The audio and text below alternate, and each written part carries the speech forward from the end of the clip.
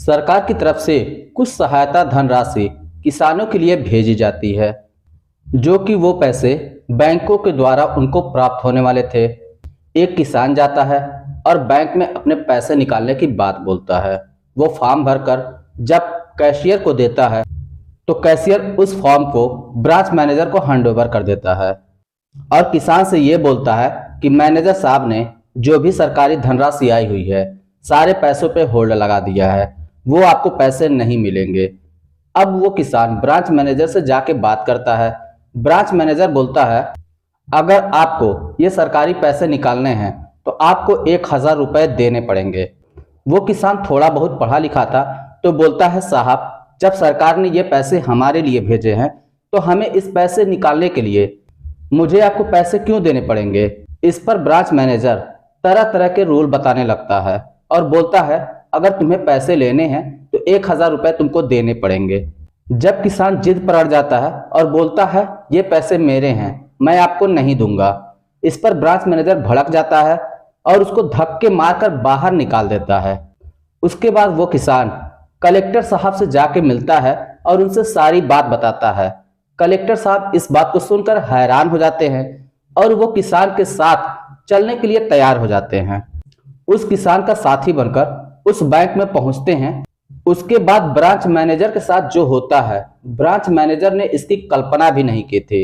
आगे की कहानी में क्या होता है आइए जानते हैं पूरी कहानी इस वीडियो में। लेकिन वीडियो में आगे बढ़ने से पहले बस वही छोटी सी रिक्वेस्ट कि वीडियो को लाइक नहीं किए हैं तो वीडियो को लाइक कर दीजिए, चैनल को सब्सक्राइब नहीं किए हैं तो चैनल को सब्सक्राइब कर दीजिए, जिससे हमारा हौसला बढ़ता रहे और हम आप लोगों के लिए ऐसी ही कहानियां लेकर आते रहें। दोस्तों, कुछ समय पहले की बात है। उत्तर प्रदेश में एक छोटा सा गांव होता है। वहां पे एक किसान होता है जिसका नाम करतार सिंह होता है। उसकी उम्र 20 साल थी। वो अपने माता पिता का इकलौता पुत्र था। उसके माता पिता चाहते हैं कि उसका बेटा कहीं पे नौकरी करने ना जाए। उसकी जमीन जायदाद ज्यादा थी, वो उसी खेतों में काम किया करता था। एक दिन जब खेतों में काम कर रहा था तो उसके कुछ दोस्त आते हैं और बोलते हैं इस खेती बाड़ी में क्या रखा है, हमारे साथ चलो, हम लोगों की सरकारी नौकरी लगने वाली है, तुम साथ चलोगे तो तुम्हारी भी नौकरी लग जाएगी। इस बात को सुनकर करतार सिंह तैयार हो जाता है और अपने माता पिता को बिना बताए ही खेत से शहर की तरफ चला जाता है। अपना जो फावड़ा होता है, जो भी औजार होते हैं, वो बगल में ही एक खेत था, उन्हीं को सब कुछ दे देता है और बोल देता है कि जब मेरे पिताजी आएंगे तो उनको ये सारा सामान दे दीजिएगा। धीरे धीरे शाम हो जाती है। जब शाम तक करतार सिंह अपने घर वापस नहीं पहुंचता है, उसके पिता को बहुत ज्यादा चिंता होती है। वो घर से खेत की तरफ चले आते हैं। खेतों में देखते हैं करतार सिंह उसको दूर दूर तक नजर नहीं आता। तब वो पड़ोसी जिसका खेत था उससे पूछते हैं तुमने मेरे बेटे को देखा है? तो वो पड़ोसी बोलता है हाँ मैंने देखा है। पूछते हैं मेरा बेटा कहाँ है? वो पड़ोसी बोलता है आपका बेटा बाहर कमाने के लिए चला गया है, उसकी नौकरी लगने वाली है, क्या आपको नहीं पता है? करतार सिंह चिंतित हो जाते हैं और बोलते हैं मुझे बताया भी नहीं और चला गया। अब करतार सिंह के पिता उस पड़ोसी आदमी से पूछते हैं ये बताओ मेरा लड़का कहाँ गया है और किसके साथ गया है? पड़ोसी बोलता है ये तो मुझे नहीं पता है वो कहाँ पे गया है, लेकिन ये मुझे जरूर पता है वो अपने एक दोस्त के साथ गया हुआ है। उसके पिता का नाम बिरजेश सिंह है। अब करतार सिंह के पिता बिरजेश सिंह के पास पहुंचते हैं और उनसे पूछते हैं कि आपका बेटा कहाँ पे है? तो बिरजेश सिंह बताते हैं कि मेरे बेटे की नौकरी लगने वाली है, मेरा बेटा इस जगह पर गया हुआ है। करतार सिंह को जैसे ही ये बात पता चलती है वो फौरन अपने घर पर आते हैं। रात भर सोचते रहते हैं मेरा बेटा कहाँ गया होगा, उसका कुछ पता ठिकाना है भी नहीं, कभी बाहर भी नहीं गया है। किसी तरीके से रात गुजर जाती है।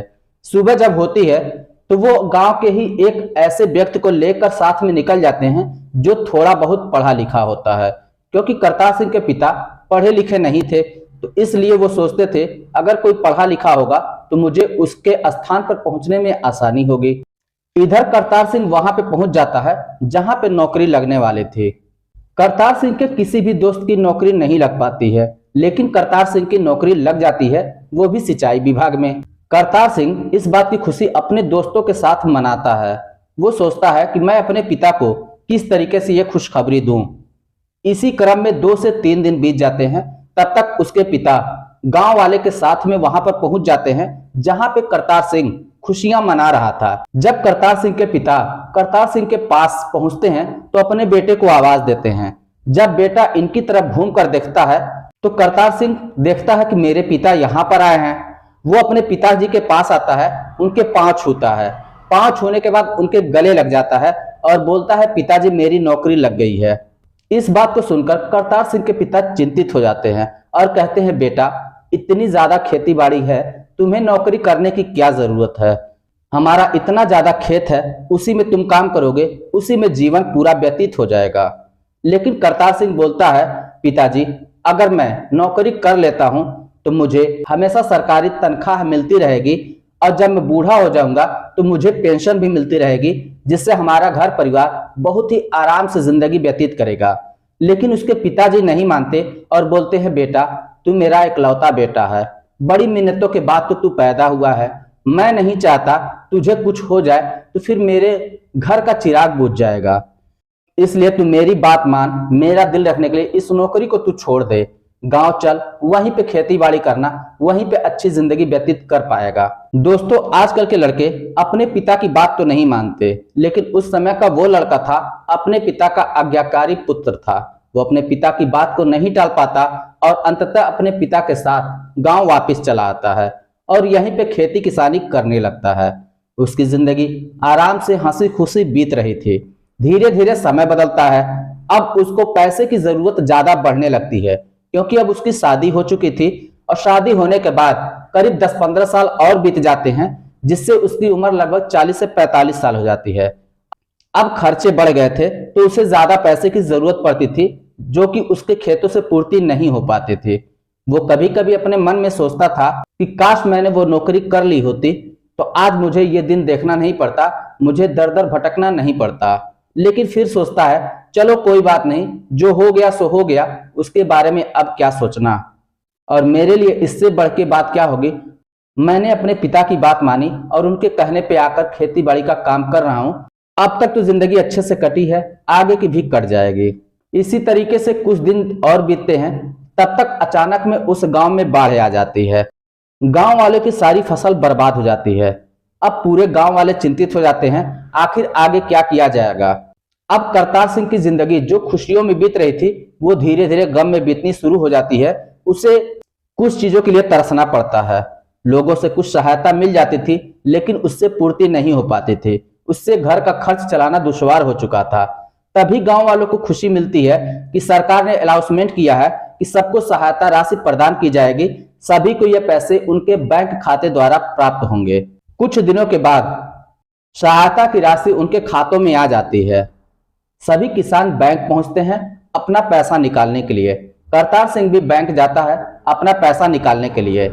लेकिन जब बैंक पर पहुंचता है, कैशियर को विड्रॉल फॉर्म भर के देखता है तो कैशियर बोलता है, आपके खाते को होल्ड लगा गया है, आप ब्रांच मैनेजर से जाके बात कर लीजिए। करतार सिंह ब्रांच मैनेजर से बात करता है तो ब्रांच मैनेजर बोलता है, जो भी सरकारी सहायता राशि आई है उस पैसे को निकालने के लिए आपको 1000 रुपए देने होंगे, क्योंकि उस पैसे को निकालने के लिए कुछ कागज लगेंगे, कुछ फॉर्मेलिटियां हैं, कुछ नियम हैं। ये सारे चीज पूर्ण करेंगे तभी आपको वो पैसे मिल पाएंगे, अन्यथा आपको पैसे नहीं मिल सकते। करतार सिंह थोड़ा बहुत पढ़ा लिखा होता है। वो बोलता है, साहब जब सरकार ने ये पैसे मेरे लिए भेजे हैं, इस पैसे को निकालने के लिए कौन सी फॉर्मेलिटी पूरी करनी है? ऐसा कोई कानून नहीं है, ऐसा कोई कागज नहीं है, ऐसा कोई दस्तावेज नहीं है। जो मैं प्रस्तुत करूंगा उसके बाद आप मुझे पैसे देंगे। ब्रांच मैनेजर बताता है, ये नियम है, वो कागज है, वो कागज बनवाने पड़ेंगे, ये सारे खर्च मिलाकर करीब 1000 रुपए लगेंगे, तब जाके आपको आपका पैसा मिलेगा। जो आपका प्रति एकड़ के हिसाब से 5000 रुपए आया है, 1000 उसमें से निकाल देंगे तो 4000 रुपए प्रति एकड़ के हिसाब से आपको पैसे मिल जाएंगे। इस बात को सुनकर करतार सिंह बोलता है, ऐसे कोई दस्तावेज नहीं लगेंगे, मुझे आप मेरा पैसा निकाल के दे दीजिए। अब ब्रांच मैनेजर भड़क जाता है और उसको धक्के मरवा के बाहर निकाल देता है और बोलता है कि ज्यादा बहस करोगे ना तो तुम्हारे खाते को पूरा सीज कर देंगे, एक भी रुपया नहीं देंगे।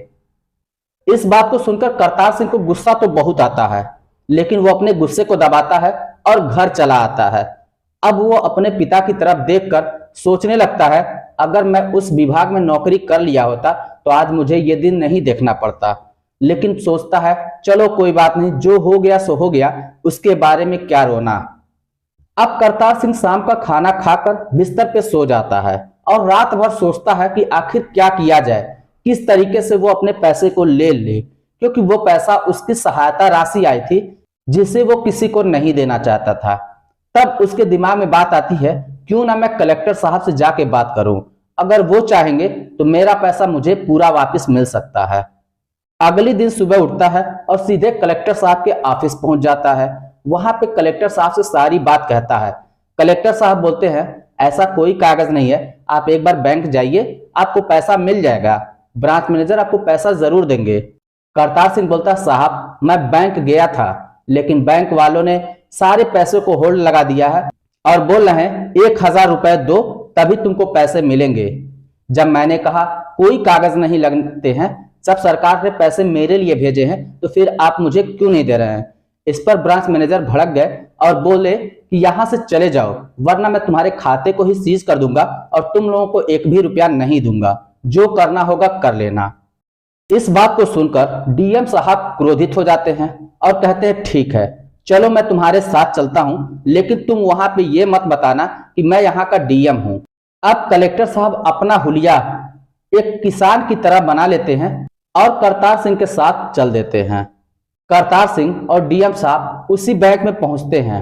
बैंक मैनेजर जब देखता है करतार सिंह को तो वो पहचान जाता है और बोलता है, फिर आ गए। तो करतार सिंह बोलता है, साहब मैं अपने पैसे निकालने के लिए आया हूं, वो पैसा आप मुझे दे दीजिए। ब्रांच मैनेजर बोलता है, मैंने तुम्हें पहले ही बता दिया है, कुछ कागज लगेंगे, वो चीज तुम पूरा कर दो या फिर 1000 रुपए मुझे दे दो तो तुम्हारे पैसे मैं निकाल दूंगा। इस पर डीएम साहब बोलते हैं, साहब कौन से कागज लगेंगे, जरा मुझे भी तो बताइए। इस पर ब्रांच मैनेजर बोलता है, तुम कौन हो, क्या तुम किसान हो। डीएम साहब बोलते हैं, हाँ किसान ही हूं और मैं इनका छोटा भाई हूं। इन्होंने जब मुझे बताया कि आप जो है इनसे 1000 रुपए कुछ कानूनी दस्तावेज के लिए मांग रहे हैं, तो ये पूरी बात मुझे नहीं बता पाए, इसलिए आप मुझे डिटेल में फिर से बता दीजिए, इसलिए मैं आया हूं यहाँ पे। तो ब्रांच मैनेजर उनको पूरा नियम कानून सब कुछ बताने लगता है कि ऐसे करना होगा, वैसे करना होगा, अगर आप ये काम खुद से कराते हैं तो आपको 800 रुपए देने होंगे, इससे अच्छा है आप 1000 रुपए मुझे दे दीजिए और आपका पैसा तुरंत निकल जाएगा, आप लेकर जा सकते हैं। डीएम साहब बोलते हैं, जब सहायता राशि सरकार ने भेजी है तो आपको किस बात के हम पैसे दें, कौन से ऐसे कागज, ऐसे कोई कागज नहीं लगते हैं। ब्रांच मैनेजर इस पर भड़क जाता है और बोलता है, ब्रांच मैं चलाता हूं या तुम, मुझे सरकारी काम पता है किस तरीके से काम करना है, तुम मुझे कानून मत सिखाओ। डीएम साहब बोलते हैं, मैं भी थोड़ा पढ़ा लिखा हूं कि सरकारी काम किस तरीके से होता है, इसलिए आपसे मैं यही विनती करूंगा, आप इन लोगों के पैसे निकाल कर दे दीजिए। इस पर ब्रांच मैनेजर और भड़क जाता है और बोलता है कि जब तुमको मैं बोला हूं, एक बात तुमको समझ में नहीं आती है कि तुमको 1000 रुपए देने होंगे, मतलब देने होंगे, दोगे तभी पैसा निकलेगा, नहीं दोगे तो नहीं निकलेगा। इस पर डीएम साहब बोलते हैं, मैं भी तो देखता हूं किस तरीके से आप पैसे नहीं निकालते हैं। ब्रांच मैनेजर और ज्यादा भड़क जाता है और वो कैशियर को और सभी स्टाफ को बुलाता है और बोलता है, ये ज्यादा कानून जान रहा है, इसको बाहर निकालो। इस पर डीएम साहब अपना आईडी कार्ड निकालकर हवा में लहराते हैं और कहते हैं, जो भी मुझे हाथ लगाएगा मेरे आईडी कार्ड को एक बार गौर से देख ले, उसके बाद ही मुझे टच करेगा। इस बात को सुनकर ब्रांच मैनेजर भी उनकी आईडी कार्ड की तरफ ध्यान से देखने लगता है। जब वो देखता है कि ये तो यहाँ के डीएम है, अब उसके पैरों तले से जमीन खिसक जाती है, सर से आसमान नहीं था। अब वो पैरों पे गिरकर माफी मांगने लगता है और कहता है, साहब मुझसे बहुत बड़ी गलती हो गई, मुझे माफ कर दीजिए, मैं समझ नहीं पाया कि आप कौन हैं और मुझसे ये क्या हो गया। इस पर डीएम साहब बोलते हैं, तुमने जो गलती की है उसकी सजा तुम्हें भरपूर मिलेगी, अभी फिलहाल पहले इन लोगों के पैसे निकाल के तुम तुरंत दो। डीएम साहब सभी के पैसे वहां पे निकलवाते हैं, उसके बाद बाहर चले आते हैं। बाहर आने के बाद वो करतार सिंह को धन्यवाद कहते हैं और बोलते हैं कि तुम्हारी वजह से मुझे पता चल पाया कि ब्रांच मैनेजर लोगों के साथ क्या कर रहा है, वरना मुझे पता ही नहीं चल पाता। करतार सिंह उनके सामने हाथ जोड़ लेता है कि साहब आप मुझे धन्यवाद मत बोलिए, मैं आपको धन्यवाद देता हूं कि आपकी वजह से मुझे मेरा पैसा मिल गया। फिर डीएम साहब बोलते हैं तुमने पैसा पा लिया, अब तुम घर जाओ, तुम चिंता मत करो, इस ब्रांच मैनेजर के खिलाफ मैं सख्त से सख्त कार्रवाई करूंगा। उसके बाद डीएम साहब वहां से अपने ऑफिस चले आते हैं। ब्रांच मैनेजर और जो भी इस मैटर में लिप्त थे सब पर कानूनी कार्रवाई करते हैं और सख्त से सख्त सजा दिलाते हैं। ये सारा माजरा उस बैंक में ही उसी के गांव के बैठे हुए कुछ व्यक्ति थे जो सब कुछ देख रहे थे। वो जाकर गांव में हल्ला मचा देते हैं कि करतार सिंह के साथ डीएम आए हुए थे और उन्होंने ही इसका पैसा निकाला है। ये बात घूमते घूमते करतार सिंह के पिता के पास पहुंचती है। जब करतार सिंह अपने पिता के पास पहुंचता है तो उसकी पिता के आंखों से आंसू निकल रहा था। करतार सिंह पूछता है पिताजी क्या हुआ। उसके पिता बोलते हैं बेटा सारी मेरी गलती है, अगर मैंने तुम्हें मना ना किया होता तो आज तुमको ये दिन देखना नहीं पड़ता और आज तुम सिंचाई विभाग में नौकरी कर रहे होते और तुम अच्छी खासी जिंदगी जी रहे होते।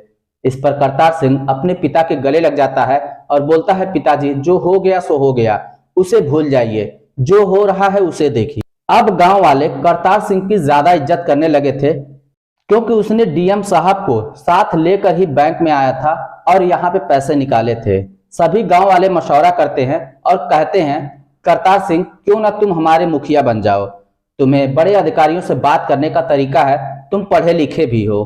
पहले करतार सिंह मना करता है लेकिन जब गांव वाले जिद करने लगते हैं तो वो उस गांव का मुखिया बनने के लिए तैयार हो जाता है और सभी लोग मिलकर उसको गांव का मुखिया बना देते हैं। इस तरीके से दोस्तों एक सरकारी नौकरी छोड़ने वाला गांव का मुखिया बन जाता है। ये रही छोटी सी कहानी।